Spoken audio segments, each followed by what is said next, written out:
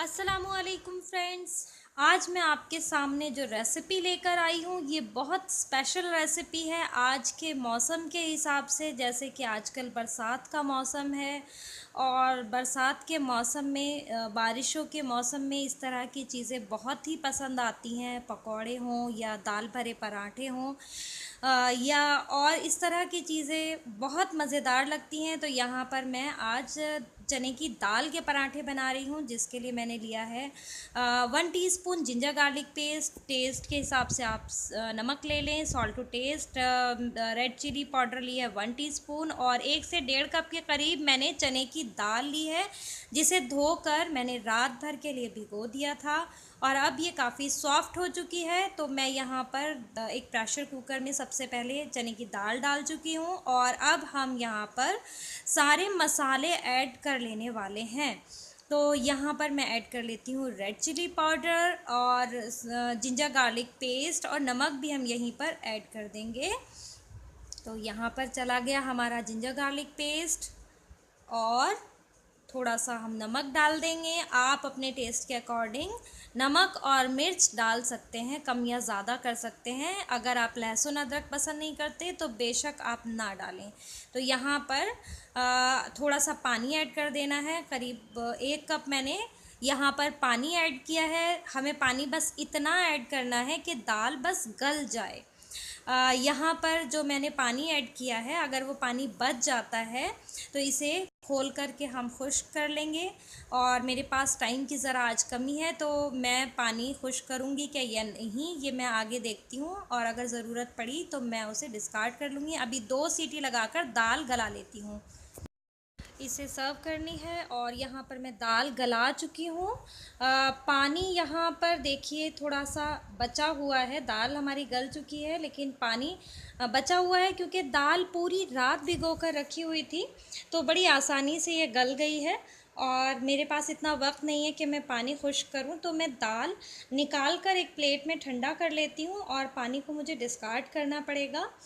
तो अब मैं यहाँ पर इसे एक बर्तन में निकाल देती हूँ, जिससे कि दाल अच्छी तरह ठंडी हो जाए। तो जब तक हमारी दाल ठंडी हो रही है मैं यहाँ आपको दिखा देती हूँ कि हमें और किन किन चीज़ों का इस्तेमाल करना है। यहाँ पर मैंने 2 हरी मिर्च ली हैं और एक प्याज लिया है, मीडियम साइज़ का लिया है, और थोड़ा हरा धनिया। तो आप चाहें तो प्याज, हरी मिर्च, हरा धनिया आप ज़्यादा ले सकते हैं। मुझे इतने की ही ज़रूरत है तो मैं ज़्यादा इस्तेमाल नहीं कर रही हूँ। तो अब हमें ये अब मैं आपको आगे दिखा। तो ये दाल मैंने बड़ी बर्तन में निकाल ली थी, खुले बर्तन में, जिससे कि दाल ठंडी हो जाए। यहाँ पर जो चने की ये दाल है काफ़ी हद तक ठंडी हो चुकी है। पानी ये मैंने अलग कर दिया क्योंकि मेरे पास इतना वक्त नहीं था कि मैं पानी खुश्क करूँ, क्योंकि बच्चों को टिफ़िन में सर्व करना है और मेरे बेटे की बस 6 बजे आ जाती है तो मुझे जल्दी से तैयार करना है। तो मैंने पानी डिस्कार्ड कर दिया और यहाँ पर ये मसाले जो मैंने दिखाए थे इसके साथ ही हमें ये पीस लेनी है। तो मैं इसे पीस लेती हूँ। तो यहाँ पर चने की दाल और सारे प्याज, हरी मिर्च और हरा धनिया ये सब मैंने एक चॉपर में डाल लिया है। अब मैं इसको अच्छे से मिक्स करके पीस लेने वाली हूँ। ये देखिए ये तैयार है हमारा ये मिक्सचर चने की दाल का। और ये अब हमें रख देना है थोड़ी देर के लिए फ्रिज में। तो सुबह सुबह मैं अपने बच्चों को पराठे बना कर दे चुकी थी। उस वक्त मेरे पास बिल्कुल टाइम नहीं था तो ये मैंने फ्रिज में रख दिया था। और मैं दोबारा से, अभी ये 8-9 बज रहे हैं और मैं अब दोबारा से अपने हस्बैंड के लिए बना रही हूँ। तो ये फ्रिज में रखा गया था और ये काफ़ी अच्छा सेट हो गया है।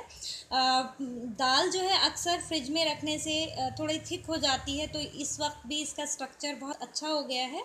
तो यहाँ पर मैं आपको दिखा रही हूँ कि किस तरह से मैं स्टफ़ पराठे बनाती हूँ। ये मैंने थोड़ा सा आटा लेकर इसे हल्के हाथ से, जैसे कि देख सकते हैं आप, फैला रही हूँ। और जितनी आपको स्टफिंग पसंद है, कम या ज़्यादा, आप उतना ले लें। मैं 1 चम्मच का हिसाब रखती हूँ। और इस तरह से आपको धीरे धीरे किनारे उठा करके फ़ोल्ड कर देना है और अच्छे से इसे प्रेस करके और इस तरह से आप रोल कर लें, बिल्कुल कहीं से खुला ना हो। इस टेक्निक से अगर आप बनाएंगे तो बिल्कुल किनारों तक के आपको मसाला फैल जाएगा। चाहे आप चने की दाल से पराठे बना रहे हों, आलू के या गोभी के, पनीर के, कोई भी आप पराठे स्टफ़्ड बना रहे हैं, ये टेक्निक मुझे बहुत पसंद है। और मैं हमेशा इसी तरह से पराठे बनाती हूँ। एक तो जल्दी बन जाते हैं और बहुत अच्छे से बन जाते हैं। तो आप देख सकते हैं हल्के हाथों से मैंने यहाँ इस्तेमाल किया है। आटा मैं थोड़ा सॉफ्ट इस्तेमाल करती हूँ, इससे थोड़ा सॉफ्ट रोटी बनती है। मैंने स्पेशली पराठों के लिए आटा नहीं गूंदा है। हल्के हाथों से आप रोल कर लें, बेलन से, रोलिंग पिन से। ये देखिए बिल्कुल साफ़ सुथरा और बड़ा अच्छा सा, कहीं से भी आपको दाल निकली हुई नहीं दिखाई देगी। बहुत हल्के हाथ से आपको बेलन लगाना है, रोलिंग पिन से आपको रोल करना है। तो तवा यहाँ पर गर्म है। अब मैं ये तवे पर डाल दूँगी पराठा, और मैं यहाँ डाल चुकी हूँ। अब मैं आपको दोबारा से दिखाती हूँ कि हमें किस तरह से बनाना है। तो ये मैं थोड़ा सा फैला लेती हूँ। देखिए आप देख सकते हैं, थोड़ा सा, जितना भी आपको पराठा बड़ा बनाना है या छोटा बनाना है, ये आप पे डिपेंड करता है। तो इसे इस तरह से फैला लें। और मैं यहाँ पर, मैंने आपको बताया, 1 चम्मच का हिसाब रखती हूँ, और इस तरह से थोड़ा सा हाथ से शेप दे करके उसे बीच में रखो, और थोड़ा थोड़ा आप साइड से उठाते जाएं। क्योंकि मैं थोड़ा नरम आटा इस्तेमाल करती हूँ तो ये करने में आसान हो जाता है और बहुत अच्छा बनता है। आप जैसा आटा इस्तेमाल करते हैं आप उसी तरह का करें जिससे आपका हाथ सेट हो। तो हल्के हाथों से ही हमें ये बनाना है, नहीं तो दाल निकल जाती है। तो आप इस तरह से प्रेस करें, और देखिए धीरे धीरे किनारे दबाते हुए, हल्के हाथ का ही इस्तेमाल करना है। और यहाँ पर मैं थोड़ा सा वक्त लग गया, तो हल्का सा ब्राउन ज़्यादा हो गया है।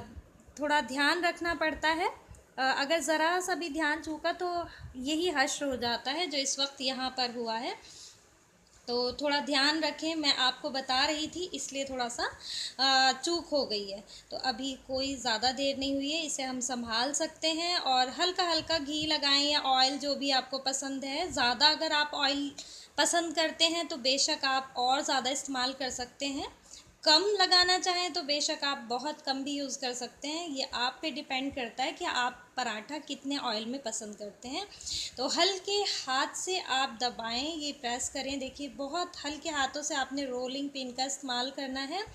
और देखिए बहुत साफ़ सुथरा सा पराठा बनता है, और इतनी पतली सी लेयर होती है आटे की कि आप जब बाइट लेंगे इंशाल्लाह आपको ज़रूर मज़ा आएगा, बहुत अच्छा लगेगा आपको ये पराठा। क्योंकि चारों तरफ स्टफिंग होती है और सारे मसाले मुंह में आ रहे होते हैं, तो बहुत मज़ेदार लगता है। आप चाहें तो इसके मिक्सचर में गरम मसाला भी ऐड कर सकते हैं। मैं थोड़ा हल्के मसालों का बनाती हूँ। ये देखिए पराठा हमारा एक तैयार हो गया है, और यहीं पर मैं दूसरा पराठा तवे पर डाल रही हूँ। देखिए, और अब हमें इसको भी तैयार कर लेना है। फ्लेम मीडियम ही अगर आप रखेंगे तो पराठे बहुत अच्छे बनेंगे। तो अब मैं दिखाती हूँ कि किस वक्त पे आपको सही वक्त होता है जो आप पराठा या रोटी पलट दें, जिससे रोटी और पराठा बहुत अच्छा बनता है। चाहे आप रोटी बना रहे हो उसका भी यही है। देखिए थोड़ा थोड़ा अगर आपको नज़र आ रहा है तो ये कलर चेंज हो रहा है। देखिए ये देख सकते हैं आप, हल्का हल्का सा कलर चेंज होना शुरू हो, आप फ़ौरन पलट दें। उससे रोटी या पराठा जो भी आप बना रहे हैं बहुत सॉफ्ट बनता है। अगर पराठा बना रहे हैं तो आप थोड़ा सा मीडियम फ्लेम पर बनाएंगे तो वो क्रिस्पी भी बनेगा और मज़ेदार भी बनेगा। तो ये ऑयल मैं लगा रही हूँ। मैंने ऑयल का बताया, आप अगर ज़्यादा ऑयल पसंद करते हैं तो बेशक आप और ऑयल इस्तेमाल कर सकते हैं, कम भी इस्तेमाल कर सकते हैं, ये आप पे डिपेंड करता है। तो यहाँ पर इस वक्त मैं दोबारा से पराठा पलटकर दूसरी तरफ भी ऑयल लगा लेती हूँ, और फिर हम अपना पराठा करारा सा सेक लेंगे। ये देखिए दूसरी तरफ भी मैंने यहाँ पर ऑयल लगा दिया है, और आप देख सकते हैं बिल्कुल परफेक्टली ये दोनों साइड से इंशाल्लाह कुक हो जाएगा। देखिए ज़रा, ये देखिए, और थोड़ा थोड़ा फूल भी रहा है और बहुत अच्छा फूलता है। मैं चिमटे से दबाकर प्रेस करके ही पराठा सेकती हूँ, जिससे कि अंदर तक सिक जाए, आटा कच्चा ना रहे और बहुत अच्छा बनता है। अगर आप इस तरह नहीं बनाते हैं तो प्लीज़ एक बार ट्राई ज़रूर करें। मैं इस्तेमाल करती हूँ थेपले, जिससे हम बनाते हैं वो टूल भी मैं इस्तेमाल करती हूँ। ये इस तरह का होता है थेपला, इसे प्रेस करके सेका जाता है। तो इसको मैं कई जगह इस्तेमाल करती हूँ, पराठा सेकने के लिए भी और पटैटो मैश करने के लिए भी मैं इस्तेमाल करती हूँ। पाव भाजी बना रही होती हूँ तो भी मैं इस्तेमाल करती हूँ। तो बहुत अच्छे इससे पराठे सेकते हैं। मैं चिमटे से भी सेकती हूँ और ये जो लकड़ी का टूल मैंने दिखाया इससे भी बहुत अच्छे से पराठा सेकता है। तो दोनों साइड से मीडियम फ्लेम पर आप कुक करेंगे तो पराठा बहुत मज़ेदार बनेगा और उससे किसी ना किसी चीज़ से आप प्रेस करके करेंगे तो बहुत आप टेस्ट ही चेंज हो जाएगा। आप एक बार ट्राई ज़रूर करिएगा। ये देखिए यहाँ पर मैं पराठे बना चुकी हूँ और देखिए ज़रूर बनाइएगा आप। इंशाल्लाह उम्मीद करती हूँ कि ज़रूर ज़रूर आपको पसंद आएंगे। ये मौसम इन पराठों के लिए ही होता है। जो सावन की फुहारें होती हैं उनमें ये चीज़ें ना बने तो मज़ा ही नहीं है। और आप इसे सर्व कर सकते हैं दही के साथ, मीठी दही के साथ और आम की चटनी के साथ, लहसुन की चटनी के साथ, आम के सालसा के साथ। आजकल आम नहीं आ रहे होते हैं, गर्मी में भी मैं बनाती हूँ तो आम के साथ सर्व करते हैं, आम के सालसा के साथ बहुत अच्छा लगता है। तो मैं आज इसे सर्व कर रही हूँ अचार के साथ और मीठे रायते के साथ और लहसुन की चटनी के साथ मैं इसे सर्व कर रही हूँ। अगर आप ये बनाते हैं तो प्लीज़ मुझे भी बताइए कि आपको ये रेसिपी कैसी लगी है और इंशाल्लाह मैं उम्मीद करती हूँ आप ज़रूर बनाएंगे। और आपको अगर ये रेसिपी पसंद आती है तो प्लीज़ ये लिंक आप अपने फैमिली और फ्रेंड्स के साथ ज़रूर शेयर करें, जिससे वो भी ये चीज़ों का जायका ले सकें। दुआ में याद रखें। अल्लाह हाफ़िज़।